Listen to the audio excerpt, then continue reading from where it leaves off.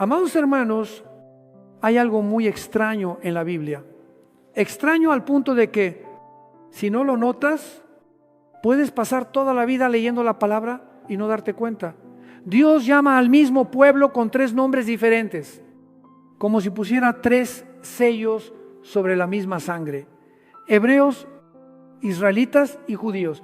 Y lo más impactante es esto: la Biblia casi nunca se sienta a explicarnos por qué cambia el nombre, por qué en un momento usa un término y después usa otro.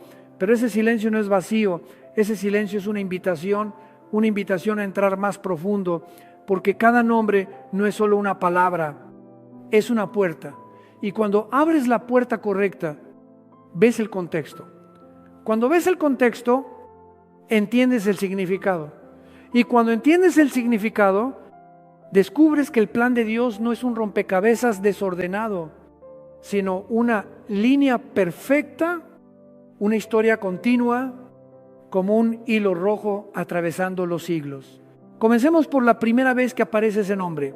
Génesis capítulo 14, versículo 13 dice: entonces vino uno que había escapado y se lo anunció a Abraham el hebreo: detente ahí conmigo. En ese momento no había nación, no había corona, no había templo, no había ley, solo había un hombre y un llamado. Y ese llamado resuena en Génesis capítulo 12, versículo 1.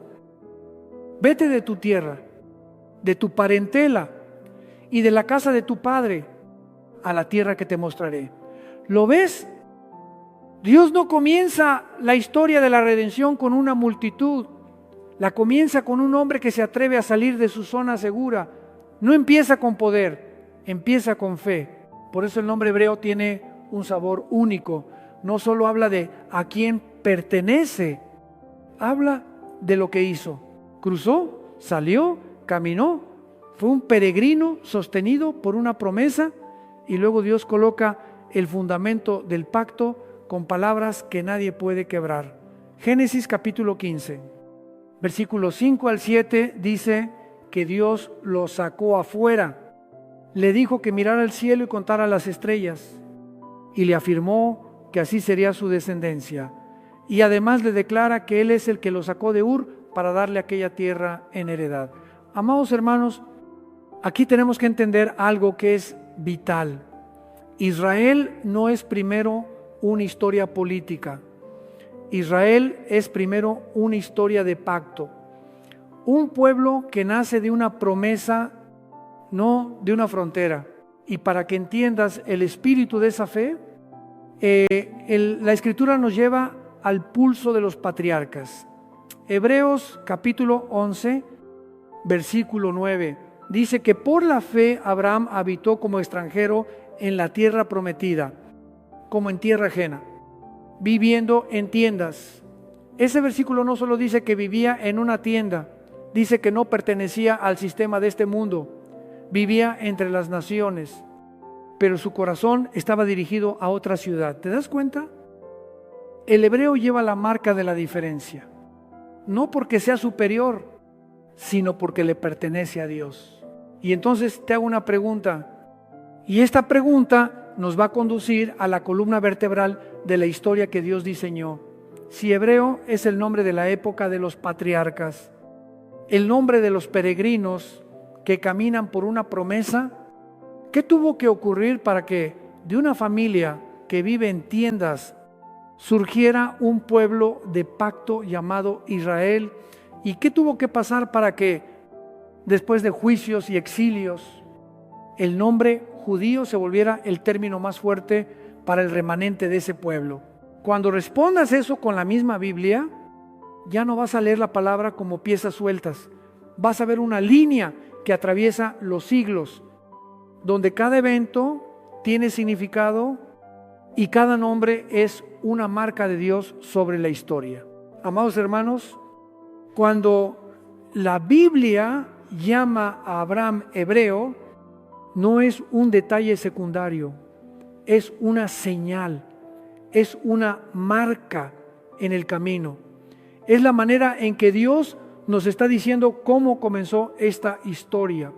Y quiero que veamos de frente el significado de ese nombre, porque cuando entiendes lo que significa hebreo, ¿entiendes? Porque la fe verdadera siempre tiene el rostro de alguien que deja algo atrás, de alguien que cruza, de alguien que vive sostenido por una promesa y no por las seguridades de este mundo. La palabra hebreo en el original es ibri y tiene el sentido de el que ha cruzado, el que viene del otro lado. Abraham vivía en Ur de los Caldeos, en la región de Mesopotamia, cerca del río Éufrates.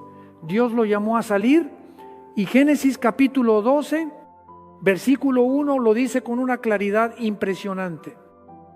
Vete de tu tierra, de tu parentela y de la casa de tu padre, a la tierra que te mostraré. No leas eso como una historia conocida, escúchalo como un llamado personal, porque en el instante en que Abraham se levanta y camina, no solo cambia de lugar, cambia de identidad. Ya no pertenece a lo que lo vio nacer, ahora pertenece a lo que Dios habló. Y la Escritura nos da un detalle concreto que ayuda a entender por qué ese nombre se asocia con cruzar. Abraham cruzó el río, pasó de aquel lado hacia la tierra prometida de Canaán. Se volvió un extranjero entre las naciones y la gente lo miraba y lo llamaba hebreo, el que viene del otro lado, el que ha cruzado. Esto es profundo, porque muchas veces pensamos que la fe es solo creer en el corazón, pero aquí la fe es un paso, la fe es salir, la fe es poner la vida entera en las manos de Dios y caminar hacia un lugar que todavía no ves. Hay otro elemento que hace este nombre todavía más fuerte. Algunos estudiosos lo relacionan con Eber, un antepasado en la genealogía de Abraham. Génesis capítulo 10, versículos 21 al 25 muestra la línea. Sem engendró a Arpaxad, Arpaxad engendró a Sala, Sala engendró a Eber, y de esa línea llegamos hasta Abraham. Por eso hebreo también puede entenderse como descendiente de Eber. Pero te inclines por la explicación que te inclines, la idea central permanece. Ese nombre marca un pueblo apartado por el llamado de Dios. Un pueblo que no puede definirse solo por geografía, porque su identidad está definida por el pacto. Mira a Abraham y a los que vienen después. Isaac también vive como extranjero, Jacob también vive como extranjero, José, aún estando en Egipto, es llamado hebreo. Génesis capítulo 39, versículo 14 registra cómo hablan de José como un hebreo. Y Génesis capítulo 41, versículo 12 también lo confirma. ¿Lo ves? Amados hermanos, hebreo no es solo el nombre de un hombre, es una identidad que pasa de generación en generación. Una marca que dice que ellos no se disuelven entre los pueblos de alrededor. Y aquí quiero que te detengas conmigo y pienses. Hebreos capítulo 11, versículo 9, dice que Abraham habitó en tiendas. Tienda significa temporal. Tienda significa que no clavas estacas eternas. Tienda significa que estás listo para levantar campamento cuando Dios hable. Amados hermanos, el mundo siempre quiere que tú claves estacas. Quiere que pongas tu identidad en el dinero, en la fama, en un sistema, en la estabilidad. Pero Dios comenzó a su pueblo con un hombre que vivía en tiendas, para enseñarnos que la identidad verdadera del pueblo de Dios no está en las estructuras de este mundo, sino en una promesa eterna. Entonces, ¿qué es hebreo? Hebreo es la etapa de los patriarcas. Hebreo es la señal del que ha cruzado. Hebreo es la vida peregrina dentro del pacto. Pero ahora mira hacia adelante, porque la historia no se queda en las tiendas. Llegará el día en que ya no serán solo una familia de peregrinos, se convertirán en un pueblo numeroso. Bajarán a Egipto con unas pocas decenas y saldrán de Egipto con una multitud impresionante. Y en un lugar muy específico, en un monte muy específico, Dios hará algo que transformará completamente su identidad desde ahí. La Biblia comenzará a llamarlos con otro nombre y ese nombre cargará el peso del pacto, de la ley y de un pueblo santo. Amados hermanos, hay algo a la vez temible y glorioso en la historia de la redención. Dios puede permitir que su pueblo sea enterrado en un lugar oscuro, aplastado bajo un sistema, forzado a la esclavitud. Y sin embargo, precisamente en ese lugar que parece una tumba, Él hace que crezcan hasta que nadie los pueda detener. La identidad hebrea no desapareció en Egipto, fue puesta al fuego. Y cuando fue puesta al fuego, quedó claro que ese pueblo no le pertenecía a Faraón, ni a ningún imperio, le pertenecía a Dios. La Biblia nos da un número específico para que nadie diga que esto es un mito. Génesis capítulo 46, versículo 27 dice que todos los de la casa de Jacob que entraron en Egipto eran 70 personas. 70 entraron, pero una nación salió. Éxodo capítulo 1, versículo 7 dice que los hijos de Israel fueron fecundos, se multiplicaron, crecieron en gran manera y se fortalecieron, y la tierra se llenó de ellos. ¿Ves la paradoja? Cuanto más los oprimían, más crecían. Cuanto más los encerraban, más se desbordaban. Porque aquí no estamos viendo solo sociología, estamos viendo una promesa de Dios moviéndose dentro de la historia. Y lo impresionante es que durante todo ese tiempo, los egipcios seguían llamándolos hebreos. Éxodo capítulo 1, versículo 15 habla de las parteras de las hebreas. Éxodo capítulo 2, versículo 6. Cuando ven al niño Moisés, reconocen que es uno de los niños de los hebreos. ¿Qué significa esto? Significa que desde la perspectiva del mundo, ellos seguían siendo extranjeros, seguían siendo un pueblo despreciado, una minoría sometida. Pero desde la perspectiva de Dios, eran el pueblo del pacto siendo preservado hasta el momento señalado. Y entonces ese momento llega, Dios llama a Moisés y observa cómo se revela. No dice, yo soy el Dios de un imperio. La Escritura lo presenta de una manera muy precisa. Éxodo capítulo 3, versículo 18 dice, Jehová, el Dios de los hebreos, nos ha encontrado. Y Éxodo capítulo 5, versículo 3 repite, el Dios de los hebreos nos ha encontrado. ¿Te das cuenta? Justo antes de la liberación, la Biblia subraya hebreos, porque ellos son el pueblo del llamado, el pueblo que cruzó, el pueblo peregrino, el pueblo que no le pertenece a Egipto. Y ocurre el Éxodo en el año 1446 a.C. Un pueblo encadenado sale como una multitud conducida por la mano poderosa de Dios. Y 3 meses después llegan a un lugar que sacude su identidad, el monte Sinaí. Aquí quiero que escuches con mucha atención, porque este es el punto donde el nombre comienza a desplazarse como un nuevo sello. Éxodo capítulo 19, versículos 5 y 6 dice, si diereis oído a mi voz y guardaréis mi pacto, vosotros seréis mi especial tesoro sobre todos los pueblos, y me seréis un reino de sacerdotes y gente santa. A partir de aquí, ya no son solo descendientes de los patriarcas viviendo dispersos. A partir de aquí, se convierten en un pueblo del pacto con estructura, con ley, con misión, con separación santa. Pero, amados hermanos, el nombre Israel no cae del cielo en Sinaí como una casualidad. Ese nombre fue sembrado antes, en una noche en que Jacob luchó hasta el amanecer, y esa noche quedó grabada en la historia. Prepárate, porque cuando toquemos Génesis capítulo 32, vas a ver por qué Dios cambia el nombre de un hombre y luego usa ese mismo nombre para llamar a toda una nación, como una declaración de que ya no vivirán por la astucia de la carne, sino por un encuentro con Dios. Amados hermanos, Hay noches en la Biblia que no solo cuentan una historia, sino que marcan la historia. Y Génesis capítulo 32 es una de esas noches. Jacob está regresando, está a punto de enfrentar a Esaú, el hermano al que había engañado.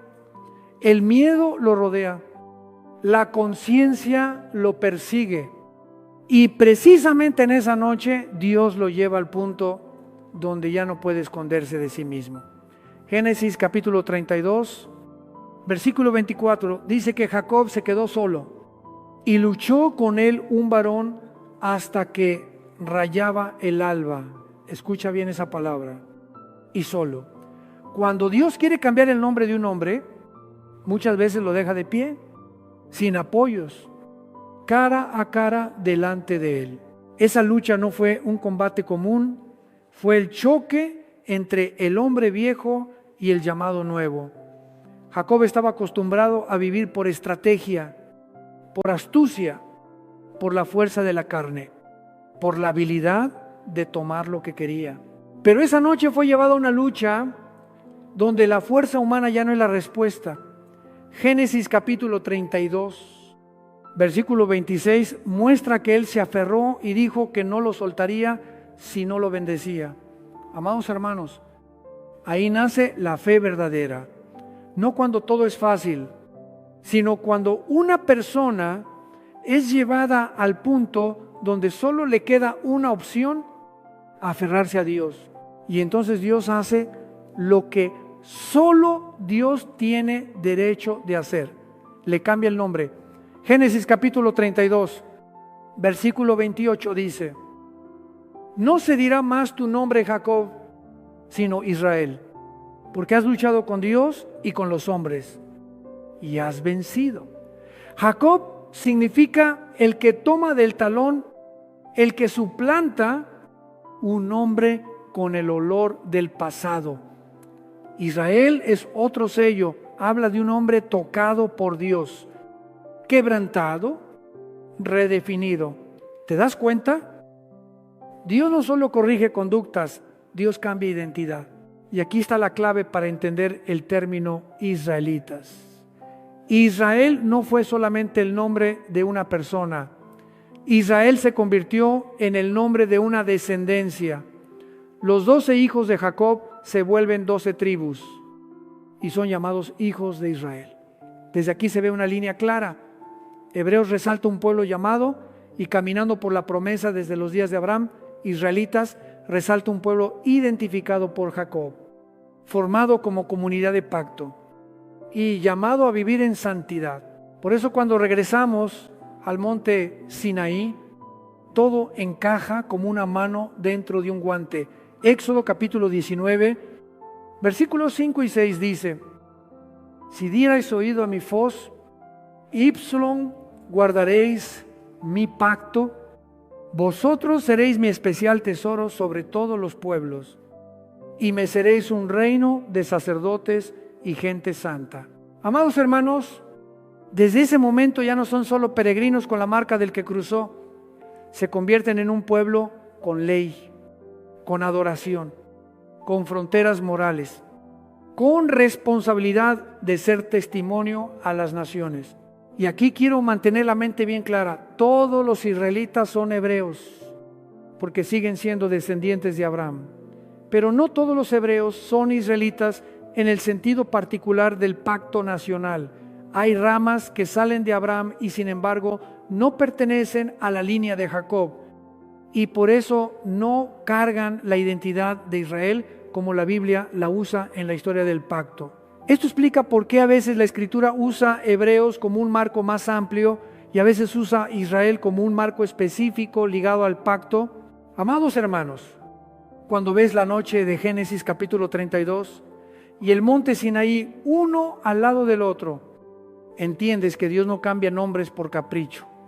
Está guiando a un pueblo desde la promesa hasta el pacto, desde las tiendas hasta un pueblo santo, desde un hombre llamado hasta una comunidad enviada. Pero la historia sigue avanzando y ese mismo pueblo del pacto entrará en el tiempo de los reinos. Conocerá prosperidad y luego caída. será partido por el pecado. Y de esa grieta el nombre judío comenzará a levantarse como el nombre del remanente que queda. Amados hermanos, una vez que Dios puso el nombre Israel sobre un hombre y luego puso ese mismo nombre sobre todo un pueblo, nosotros tenemos que entender que esto no es solo historia, es pacto caminando sobre la tierra. A partir de aquí, la Biblia comienza a llamarlos con un término que trae otro peso: israelitas, hijos de Israel, pueblo del pacto, pueblo con ley, pueblo apartado. Y quiero que lo veas con claridad. Este nombre no solo dice quiénes son, dice a quién pertenecen y qué están cargando delante de Dios. Cuando salen de Egipto en el año 1446 a.C., no salen como una multitud libre sin rumbo, salen como un pueblo guiado. Cruzan el mar y llegan al monte Sinaí, donde Dios declara que si oyen su voz y guardan su pacto, entonces serán su tesoro especial y serán un reino de sacerdotes y gente santa. Desde ese momento, israelitas ya no significa solo descendientes de los patriarcas, significa una comunidad regulada por la palabra de Dios.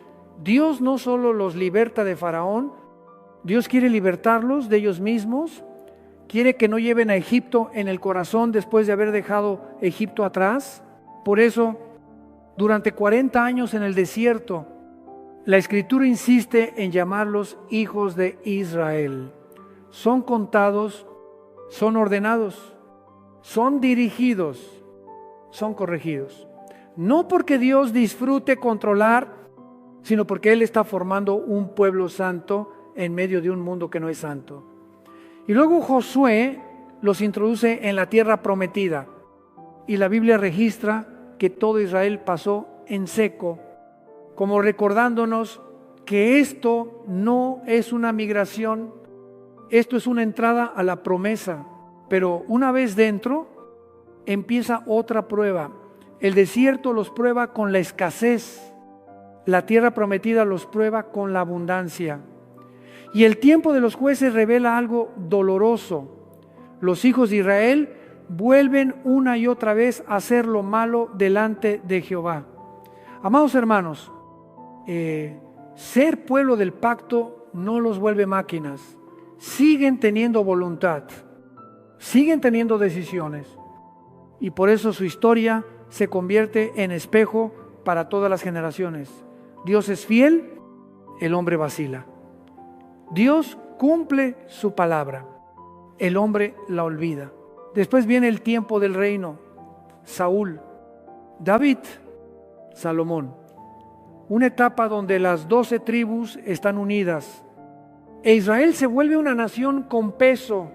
David se sienta en el trono y la Escritura dice que reinó sobre Israel y sobre Judá. ¿Lo ves? Aún en la unidad ya aparecen dos nombres caminando lado a lado: Israel y Judá. Es como una grieta fina en una roca. Al principio casi nadie la nota, pero llegará el día en que esa roca se parte. Y ese día llega con total claridad en el año 931 a.C. Muere Salomón, su hijo Roboam sube al trono, el pueblo pide que se alivie la carga y él responde con soberbia que su padre cargó pesado, pero él cargaría más. Y una sola frase orgullosa sacude un reino entero. 10 tribus del norte se separan con Jeroboam, forman el reino del norte y conservan el nombre Israel, con capital en Samaria. 2 tribus del sur, Judá y Benjamín, permanecen con la casa de David, forman el reino de Judá, con capital en Jerusalén. Amados hermanos, aquí quiero que veamos algo serio y profundo. Cuando un pueblo se aparta del pacto en el corazón, tarde o temprano se aparta de la unidad en la historia. Y el norte no solo se separa políticamente, cae en idolatría. Jeroboam levanta becerros de oro y le dice al pueblo que esos son los dioses que lo sacaron de Egipto. Escuche esa inversión, porque es de las más terribles. Toman la obra de Dios y se la atribuyen a un ídolo hecho por manos humanas. Cuando un pueblo hace eso, se está cortando de la fuente de la vida. El norte, el reino de Israel, entra en el camino del juicio. El sur, el reino de Judá. Aunque tiene algunos reyes buenos, arrastra un deterioro prolongado. Y desde aquí la historia empieza a producir una realidad nueva. Cuando las 10 tribus son arrastradas al exilio, el remanente que queda empieza a ser identificado con un nombre ligado a Judá. El nombre judío no aparece como una palabra al azar. Emerge de las cenizas de un reino partido y del dolor del cautiverio. Quiero que guardes esto en el corazón. Israelitas es el pueblo del pacto. Pero cuando el pueblo del pacto traiciona el pacto, la historia se convierte en tribunal, y en los siguientes tramos de esta misma línea llegaremos al año 722 a.C., cuando Asiria devora el norte, y luego a los años 605, 597 y 586 a.C., cuando Babilonia cae sobre el sur. Y es allí donde el nombre judío se vuelve la vestidura del remanente, para sobrevivir, para preservar la palabra de Dios y para esperar lo que Dios prometió. Amados hermanos, hay momentos en la historia en los que un pueblo no solo pierde tierra, parece que pierde hasta su nombre. Y la Biblia nos muestra cómo sucede, no con rumores, sino con fechas tan claras como heridas sobre una página. Primero, el norte. En el año 722 a.C., el imperio asirio conquistó Samaria. Segundo de Reyes, capítulo 17, versículo 6. Dice que el rey de Asiria tomó Samaria y llevó a Israel en cautiverio a Asiria. Escucha esa expresión, lo llevó. 10 tribus fueron dispersadas, esparcidas, absorbidas en tierras extrañas. La historia las llama las 10 tribus perdidas. Y desde aquí ocurre algo silencioso. Cuando la mayoría es arrastrada, lo que queda comienza a volverse representativo. El nombre del remanente empieza a convertirse en el nombre del pueblo entero a los ojos de las naciones. Luego viene el sur, el reino de Judá. Dios fue paciente, envió profetas, advirtió, llamó al arrepentimiento, pero el corazón se endureció como piedra y el juicio llegó por etapas, como el tambor de un ejército que nadie puede detener. En el año 605 a.C., Babilonia abre la primera deportación y Daniel es llevado cautivo en el año 597 a.C. Ocurre otra deportación y Ezequiel es llevado. Y después llega el golpe que oscurece el cielo. En el año 586 a.C., Jerusalén es destruida y el templo es quemado. Segundo de Reyes, capítulo 25, versículo 9 dice que el invasor quemó la casa de Jehová y la casa del rey. Amados hermanos, cuando el templo arde, no arde solo madera y piedra, arde el símbolo central de la identidad nacional y queda enterrado en cenizas. Y precisamente aquí el nombre judío comienza a levantarse como la vestidura del remanente. Judío viene de Judá. Al principio era el nombre de una tribu, pero después de que el norte desaparece del mapa como una realidad reconocible, los que quedan principalmente Judá, Benjamín y una parte de los levitas se convierten en el núcleo representativo. Desde aquí, cuando alguien dice judío, ya no está hablando solo de una región, está hablando del remanente del pueblo del pacto que todavía permanece de pie después de la tormenta. Amados hermanos, hay algo que no debemos pasar por alto. El exilio no fue solo castigo, también fue horno. Cuando ya no hay templo, cuando ya no hay altar, cuando ya no hay sacrificios como antes, la pregunta se vuelve dolorosa. ¿Cómo se conserva la identidad? Y aquí se da un giro vital. empiezan a enfatizar la ley, el día de reposo, la circuncisión, la pureza en la comida, y se forman lugares de reunión para estudiar la palabra de Dios. No para adornar una religión, sino para no ser tragados. Guardan las escrituras como se guarda el aliento. Las transmiten a los hijos como se pasa una llama en medio de la noche. Y verás que el término judío aparece con fuerza en este contexto. Esther capítulo 2.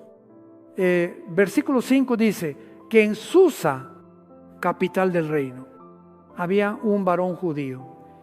Y cuando lees esos pasajes, sientes algo.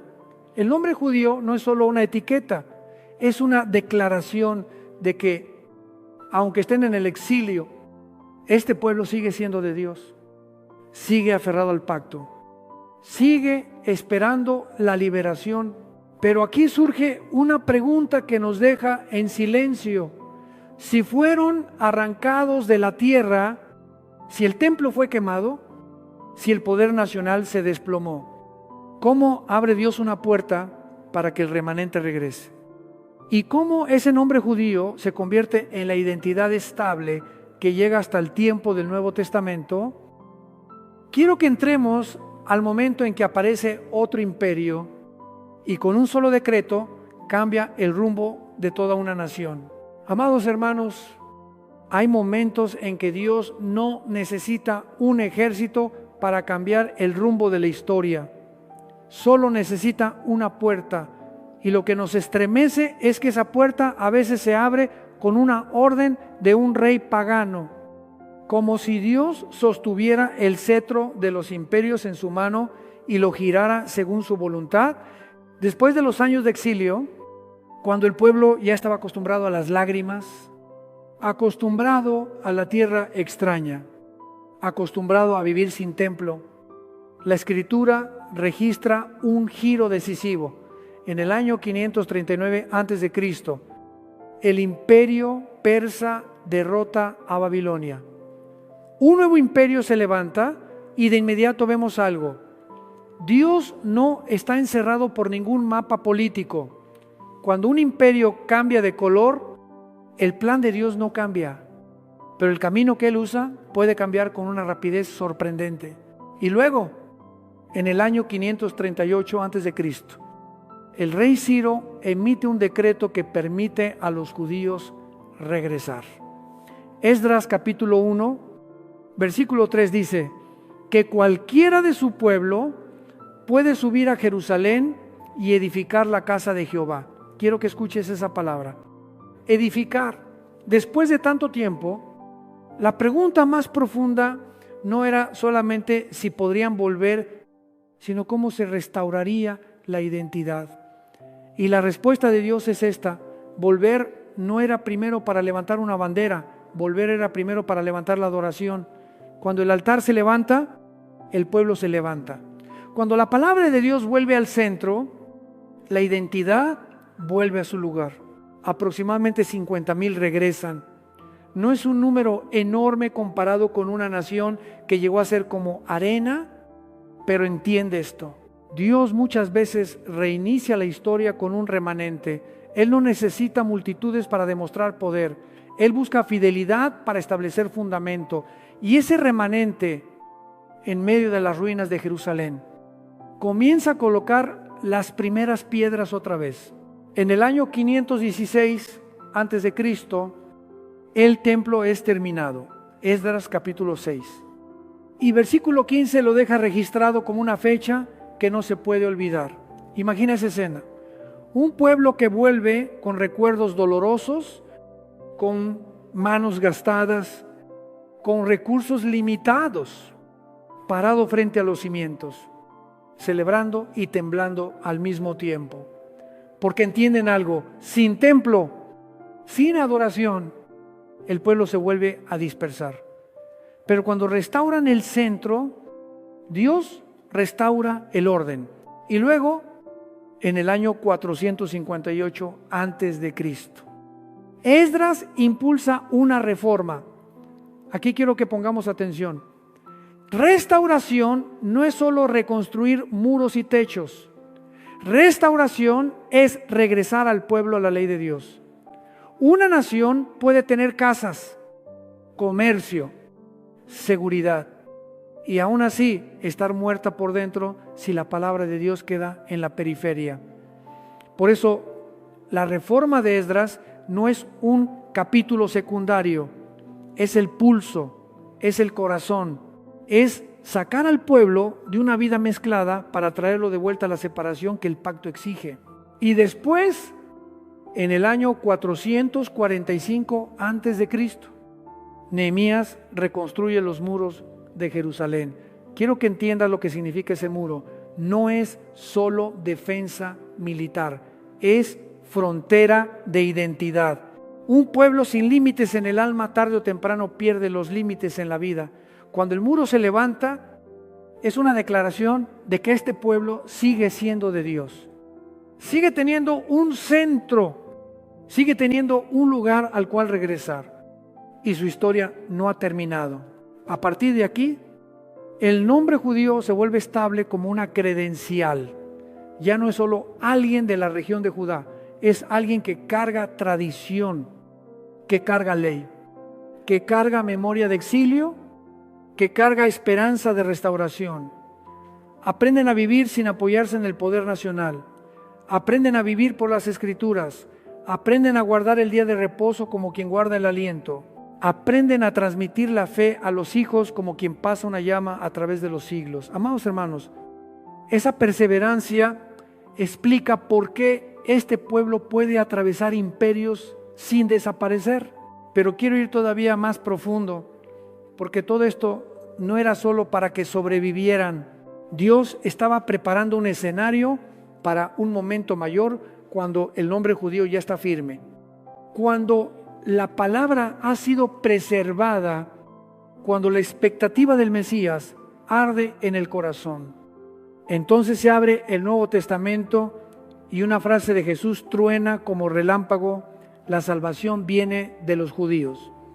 Esa frase es gloriosa, pero también es una piedra de tropiezo, porque nos lleva directamente a la pregunta más dolorosa: si el Mesías viene de los judíos, entonces ¿por qué muchos de ellos no lo reconocieron? ¿Y cómo se conecta eso con el plan de Dios para las naciones y para Israel en los días finales? Amados hermanos, ahora llegamos a una frase que hace temblar la historia como un trueno. Jesús dijo en Juan capítulo 4, versículo 22, que la salvación viene de los judíos. Quiero que escuches esa frase como un decreto del cielo. No es un elogio nacionalista, tampoco es un eslogan religioso. Es la verdad del plan de redención. Dios escogió una línea, les confió su palabra, sus pactos, sus promesas, y por medio de ellos trajo al Mesías al mundo. Y justamente aquí nace la pregunta más dolorosa: si la salvación viene de los judíos, si ellos preservaron las Escrituras, si esperaron al Mesías durante siglos, entonces ¿por qué cuando Él vino en el primer siglo muchos no lo reconocieron? ¿Por qué la luz llegó y ellos voltearon el rostro? ¿Por qué la promesa estuvo frente a sus ojos y ellos tropezaron? La Biblia no esquiva esa pregunta. Juan capítulo 1 dice que vino a los suyos y los suyos no le recibieron. Amados hermanos, esto no es solo una tragedia histórica, es un giro dentro del plan de Dios. Porque cuando Israel tropieza, Dios no pierde el control. Dios no entra en pánico. Dios no improvisa al último minuto. Dios usa ese tropiezo como una puerta para que la salvación se abra a las naciones.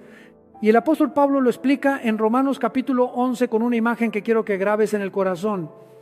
La imagen del olivo. Israel es el olivo natural. Los gentiles son como ramas silvestres injertadas. Pero luego Pablo suelta una advertencia santa y severa. No te jactes contra las ramas. ¿Qué significa eso? Significa que la iglesia no tiene derecho a presumir como si hubiera reemplazado a Israel. Porque si Dios plantó ese olivo por pacto, El mismo Dios es el que dirige el cortar y el injertar según su tiempo. Amados hermanos, aquí es donde muchos tropiezan en teología. Ven que muchos judíos rechazaron a Jesús y corren a concluir que Dios terminó con Israel y que la iglesia sustituyó a Israel, pero Pablo no habla así. Pablo dice algo exacto, afilado como espada. Romanos capítulo 11, versículo 25 dice que la dureza ha acontecido a Israel en parte hasta que haya entrado la plenitud de los gentiles. Escucha bien, en parte, no total, temporal, no permanente, hasta que, es decir, hay un punto señalado por Dios donde esa etapa tiene un límite. ¿Qué significa esto? Significa que a lo largo de la historia de la iglesia, Dios siempre ha preservado un remanente de Israel. Siempre ha habido judíos que creen en Cristo en cada generación. Y llegará un momento determinado por Dios en que Él quitará esa ceguera parcial. Pablo continúa en Romanos capítulo 11, versículos 26 y 27 diciendo que todo Israel será salvo, como está escrito. Vendrá el libertador. Amados hermanos, esto es promesa, esto es orden, esto es fidelidad. Y quiero que sientas el peso pastoral de esta verdad. Si Dios ha podido cumplir su palabra con Israel a través de siglos, a través de exilios, dispersión, guerras y tropiezos, entonces entiendes lo que eso garantiza para nosotros. Garantiza que Dios no es un Dios que firma pactos y luego se retracta si Él es fiel con Israel. Él será fiel con la iglesia. Si Él no cancela sus promesas para ellos, tampoco cancelará sus promesas para los que pertenecen a Cristo. Ahora quiero que coloquemos otra vez los tres nombres en su lugar para que el cuadro se cierre con luz. Hebreo nos recuerda el origen del llamado y la vida peregrina sostenida por una promesa. Israelitas nos recuerda el pueblo del pacto, la ley, los profetas y el escenario preparado para el Mesías. Judíos nos recuerda el remanente que preservó la palabra a través del exilio. La tradición de la espera y la realidad del Nuevo Testamento, donde Cristo viene de ellos para que, por medio de ellos, el Evangelio salga a todas las naciones. Por eso, cuando encuentres esos tres términos en la Biblia, ya no los leerás como si fueran palabras al azar. Estás viendo tres niveles del mismo plan, tres marcas dentro de una historia santa, tres sellos que declaran que Dios sostiene la historia en su mano y que Él está guiando todo hacia el día que Él ya determinó. Amados hermanos, ahora quiero que hagamos algo muy simple, pero muy poderoso. Quiero que tomemos estos tres nombres como si fueran tres llaves y abramos las puertas correctas en la Escritura, porque muchos no se pierden por falta de pasión, se pierden por falta de contexto. Y cuando falta el contexto, la gente empieza a cortar la palabra como si cortara una hoja y luego la arma según su propia idea.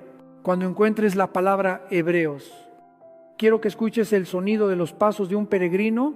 Ves a Abraham saliendo de su tierra, ves las tiendas, ves el llamado, ves a un hombre viviendo por lo que Dios prometió y no por lo que sus ojos podían garantizar. Hebreos es la identidad del que cruzó, del extranjero entre las naciones, de una vida separada por una voz divina. Cuando encuentres la palabra Israel, quiero que escuches el sonido del pacto. Ves a Jacob recibiendo un nombre nuevo.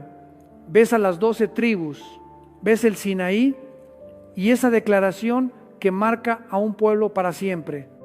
Vosotros seréis mi especial tesoro y me seréis un reino de sacerdotes y gente santa. Israelitas es la identidad de un pueblo con ley, con adoración, con fronteras morales, con responsabilidad de testificar. Ese es el escenario donde los profetas son enviados y donde las promesas del Mesías son anunciadas. Cuando encuentres la palabra judíos, quiero que escuches el crujir de las cenizas del exilio y el susurro de la oración del remanente. Ves el templo ardiendo, ves a un pueblo aprendiendo a vivir sin apoyarse en un trono, pero aferrado a las Escrituras. Los ves guardando el día de reposo, guardando la ley, guardando la identidad a través de los siglos. Y luego ves lo más glorioso. Cristo viene de Judá. Hebreos capítulo 7, versículo 14, dice que nuestro Señor procedió de Judá. Mateo capítulo 1, versículo 1 lo presenta como hijo de David e hijo de Abraham. ¿Lo ves? El mismo Salvador sale de la misma línea histórica que Dios preservó. Pero aquí tengo que advertir una trampa muy sutil, la trampa del orgullo espiritual. Cuando la iglesia lee que Israel tropezó, algunos levantan la cabeza como si hubieran reemplazado a Israel. Pero Pablo en Romanos capítulo 11 no permite eso. Él dice que nosotros somos ramas injertadas y advierte que no nos jactemos contra las ramas. Amados hermanos, si fuimos salvados, fue por gracia, no por sangre. Y si permanecemos firmes, también es por gracia, no por mérito. Cuando un cristiano se enorgullece contra Israel, está olvidando que él también estuvo fuera del pacto, lejos, sin esperanza, sin Dios en el mundo. Y aquí el cuadro se vuelve santo y profundo. En Cristo, el muro de separación fue derribado. Efesios capítulo 2, versículo 14, dice que Él es nuestra paz y que de ambos pueblos hizo uno. Gálatas capítulo 3, versículo 28 dice que ya no hay judío ni griego, porque todos sois uno en Cristo Jesús. Romanos capítulo 10. Versículo 12 dice que no hay diferencia entre judío y griego, porque el mismo Señor es rico para con todos los que le invocan. Amados hermanos, esto no borra la historia, pero la sobrepasa en el poder de la salvación. No hace a Israel irrelevante, pero coloca a Israel y a las naciones bajo un mismo Salvador. Entonces, ¿dónde estamos nosotros? Estamos en un punto que es glorioso y al mismo tiempo temible. Glorioso porque fuimos injertados, temible porque Dios sigue guardando su orden. Él no rompió su palabra con Israel y tampoco romperá su palabra con la iglesia. Y si entiendes esto, leerás cada promesa con una reverencia nueva, porque sabrás que Dios no habla por hablar. Pero todavía queda una pregunta final que tenemos que enfrentar. Si Dios une a las naciones en Cristo y a la vez promete restaurar a Israel en su tiempo, entonces, ¿qué nos dice esto acerca de los días finales? Acerca de una historia que corre aceleradamente y acerca de la firmeza de las promesas para nosotros hoy. Amados hermanos, ahora tenemos que cerrar el cuadro, no con una conclusión fría, sino con una certeza que sostiene el alma, porque cuando entiendes Hebreos, israelitas y judíos como tres marcas históricas dentro de un mismo plan de redención, ya no solo lees mejor la Biblia, tú vives distinto. Empiezas a comprender que Dios no está salvando individuos sueltos al azar. Dios está conduciendo la historia para cumplir exactamente lo que Él habló. Quiero que recuerdes lo que Pablo enfatiza. La dureza aconteció a Israel en parte hasta que haya entrado la plenitud de los gentiles. Esa expresión, hasta que, es el reloj de Dios. Declara que la historia tiene un punto de cambio. Declara que Dios trabaja por tiempos. Declara que Dios no opera por emociones humanas, sino por su determinación.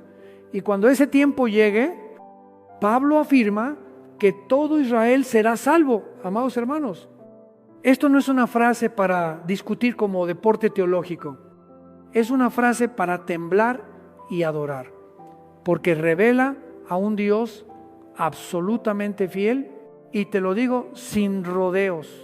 Si tú pierdes esto, tú pierdes un ancla. Hay quienes dicen que la iglesia reemplazó a Israel, pero piensa con lógica y, sobre todo, teme a Dios. Si Dios pudiera cancelar sus promesas a Israel, mañana también podría cancelar sus promesas a la iglesia. Si Él pudo hablarle a Abraham y luego ignorarlo, entonces, ¿cómo vamos a estar seguros de la palabra de Jesús sobre la vida eterna? No, amados hermanos. Precisamente la fidelidad de Dios con Israel es una evidencia viva de la fidelidad de Dios con nosotros. Por eso, estos tres nombres no son un simple estudio de palabras, son una lección del orden de Dios. Hebreo nos recuerda que Dios comienza con un llamado y con fe. Israelitas nos recuerda que Dios establece pacto y exige santidad. Judíos nos recuerda que Dios preserva un remanente, guarda su palabra y sostiene su pueblo a través de imperios. Y cuando ves esa continuidad, entiendes que la historia no avanza por accidente, va hacia un destino. Ahora quiero que mires hacia ti mismo. Si Abraham fue el que cruzó, nosotros también somos los que cruzamos. Cruzamos de tinieblas a luz, cruzamos de pecado a gracia, cruzamos de la vida vieja a la vida nueva. Si Israel fue el pueblo del pacto, nosotros pertenecemos al nuevo pacto en la sangre de Cristo. Si los judíos fueron el pueblo que preservó la palabra en el exilio, la iglesia también es llamada a preservar la palabra en medio de un mundo que se está deslizando hacia el caos. Amados hermanos, aquí es donde la historia deja de ser información y se convierte en llamado. Y cuando tú miras el mundo hoy, entiendes por qué este tema no es algo lejano. Vivimos en el siglo XXI y la historia está acelerando. Las naciones cambian alianzas, los sistemas tiemblan, el amor se enfría y guerras y rumores de guerras suenan como un ruido de fondo constante. No digo esto para sembrar pánico, lo digo para despertar vigilancia, porque la Biblia nos enseña que Dios va a completar su plan. E Israel sigue dentro de ese plan. Pero recuerda lo más importante, el propósito de entender Hebreos, israelitas y judíos, no es para presumir que sabemos. El propósito es para humillarnos delante de Dios, amar su palabra y permanecer firmes en esperanza, porque el mismo Dios que llamó a Abraham, que estableció pacto en Sinaí, que preservó un remanente en el exilio, es el mismo Dios que entregó a su Hijo para salvarnos, y Él cumplirá todo lo que ha prometido. Amados hermanos, cuando abras tu Biblia desde hoy, cada vez que veas la palabra Hebreos, recuerda la fe del peregrino. Cada vez que veas la palabra Israel, recuerda el pacto y la santidad. Cada vez que veas la palabra judíos, recuerda la preservación de Dios y su fidelidad a través de los siglos. Y cuando levantes tus ojos, recuerda que la historia no está en manos del hombre, la historia está en manos de Dios. Y el que se refugia en Cristo no será avergonzado, porque sus promesas son firmes como su propia naturaleza.